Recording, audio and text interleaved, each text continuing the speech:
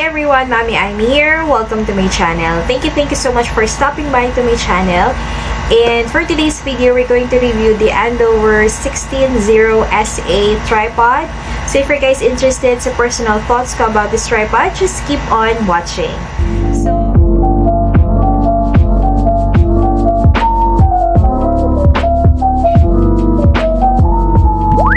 Decide na ako bumili ng malaking tripod kasi ang ginagamit kong tripod is Gorilla tripod na free ko siya nung binili ko yung camera ko na Canon M100 sa Henry's camera. Anyway, gagawa ko ng review or another video yung mga gadgets or yung mga gamit ko sa pag-vlog. If you're guys interested, just comment down below. Share ko sa inyo yan and magkano ko siya nabili or ano ba yung mga dapat bilhin kapag gusto mo mag-start ng pag-vlog. So, soon gagawa ko ng video na yan. But anyway, for today, bibigyan ko kayo ng personal thought about this Andoer Q160Sa tripod. Nabili ko siya sa Shopee for 1,679 pesos.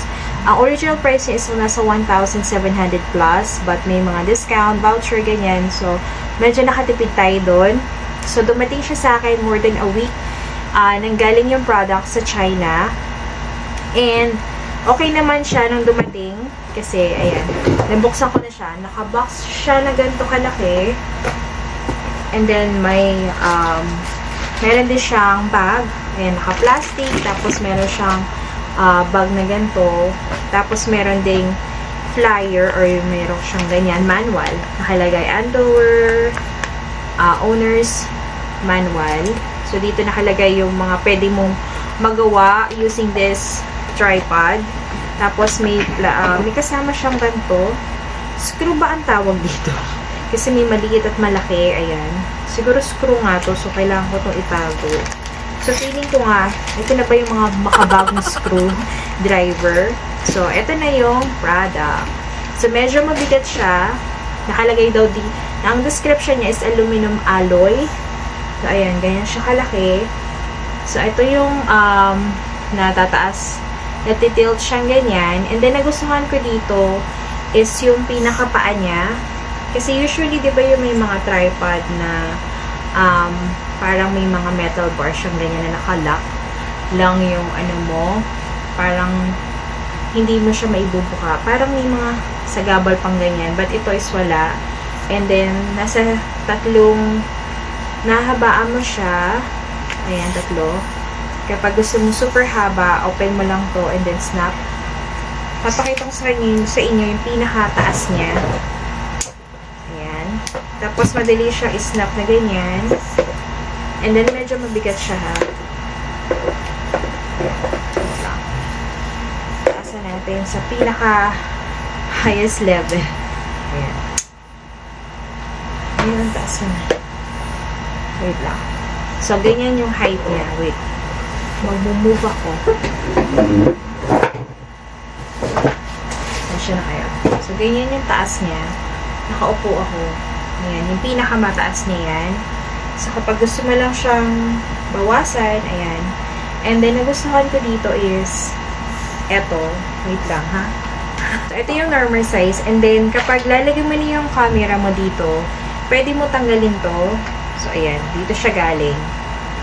Tanggalin mo siya. And then, i-screw mo dito para ma-lock. Ayan. Hindi na siya natanggal. Noong una, nilalagay ko mismo dito yung camera. And then, napansin ko na parang, sabi ko parang maliit yung pinaka-screw niya dito o pinaka-lock. And then, na-discover ko na kailangan pala siyang tanggalin. Ito. At tatanggalin mo siya. And then, dito mo i-screw yung camera mo. Tapos, meron siya ditong pinaka-lock. Dito mo siya ilalak sa ilalim. Ayan, iikot mo lang siyang ganyan. Ikot mo ganon. May hawakan siya actually. So, kapag na-secure mo na yung camera mo dito, saka mo siya ibabalik. Saka mo siya ilalagay dito. So, hindi pwedeng direct yung camera ilalagay mo dito, maluwag siya. So, kailangan tanggalin mo muna siya bago mo siya ilagay dito. And then, nagustuhan ko dito, sa camera na to is, pwede mo siyang gawing ganito.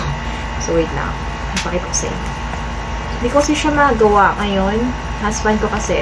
So, kapag may mga flat lay shot ka, pwede mong pag ganun, or matitilt ba tawag to? Hindi ko alam. Basta ito na move niya to eh. Ayan pala.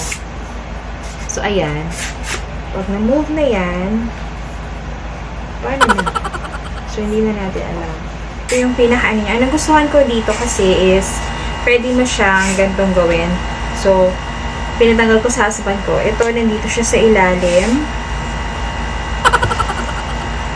Ayan. So, tatanggalin mo siya. Pag natanggal mo na siya, pwede mo siyang ipaganto. Ayan. Ayan. So, ayan. So, ayan na siya. So, pag may mga shot ka na pang Flatlay, ayan, perfect siya. Nakaganyan. Medyo mahaba rin yung handle niya from this camera. And then, may nabibiling ball head nito. Papalitan mo yung pinakaganto kapag gusto mo na yung mga shot na pang Flatlay na ganyan. Papalitan mo yung pinaka-ball head. Nasa 600 pesos din yun. So, hindi ko pa siya nabibili. And then, make sure na medyo meron kang weight or pang counterweight dito. If medyo mabigat yung camera mo. So, ganun yung ginagawa. Ganun yung napanood ko sa isang video. Yung lalaki. Bumili siya ng ball head. And then, medyo mabigat yung camera niya. Naglagay siya ng weights dito para lang mabalance yung bigat. From dito, lalagyan mo siya ng pabigat and then yung camera mo na medyo kung DSLR o mas malaki pa. So, ayan. Ito, perfect to kapag yung mga Flatlay or yung mga pang TikTok na mga video. Ito yung nagustuhan ko sa kanya. Kasi sa ibang camera or ibang tripod, walang ganun. I believe wala. Gusto ko sana yung Manfrotto pero mahal. So, dito na lang muna tayo. Mag-invest muna tayo. Saka na tayo mag-invest sa mahal kapag marami na tayong pera. So, ayan lang naman yung quick review ko about the Andoer. So far, nagustuhan ko siya. Bibili ako siguro ng pang ball head para sa mga Flatlay shots. Ayan, hindi na ako mahirapan. And then, yung mga screw niya is secure, intact. Hindi siya yung ganun ka parang manipis lang. And then, yung pinaka-body niya is mabigat, maganda. So far, okay siya. Sana magtagal. Usually naman, nagtatagal yung gamit sa akin. So, if you're planning to buy this kind of tripod and mahilig ka sa mga Flatlay shots, Flatlay videos, so, share ko yung link dyan sa down. Share ko yung link kung saan ko nabili to sa description box. So, kapag nakabili ka na, share mo na rin dyan sa comment down section yung experience mo. But so far, nagustuhan ko tong purchase na to. So, ang kulang ko na lang is lapel or microphone. Kasi usually, parang nasasagap na tuloy ngayon nag-aircon ako kasi sobrang init. So, nasasagap nung camera ko yung ingay. Sa paligid, may nagsisigawan ng mga bata. Ayan. So, planning to buy also a microphone or lapel mic. Maganda sana yung Rode, but medyo mahal. So, I'll try yung Boya lavalier mic. So, kapag nakabili ako, review ko rin. Bibigyan ko din kayo ng review. But for now, ito muna yung investment ko for my vlogging. So, yun lang naman yung quick review ko ngayon today. I hope nagustuhan nyo tong video na to.